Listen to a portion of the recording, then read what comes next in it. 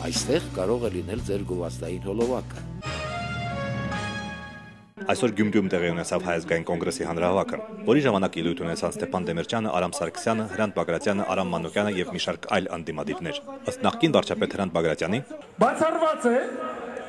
որ երկրի նախագահան լինի երկրի ամենահարուստ մարդը,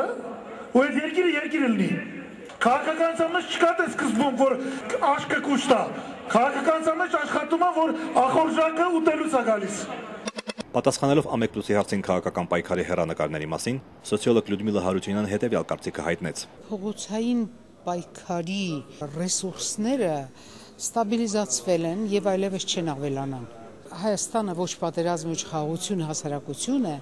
եւ այդտեղ միայն իշխանության եւ օպոզիցիայի փոխհարաբերությունը ոչ մի հարց չեն լուծում, որովհետեւ միշտ կա զսպանակ, այդ զսպանակը դա Ղարաբաղյան պատերազմն է։ Հռակ ատենապետ Հարություն Արաքելյանը առաջարկում է հայերին ստեղծել սեփական միջազգային դատարանը։ Այսօրվա թուրքերը պետք է դրանցից յուրաքանչյուրը կրի պատասխանատվություն իրենց պապերի գործած ոչերի համար։ Մենք էլ մեր Նյուրնբերգը պետք է ունենանք եւ ավելին ասեմ, Հայաստանը պետք է հասնի նրան, որպեսզի առանձին դատարան ստեղծվի, ինչպես Ռուանդայի դատարանը։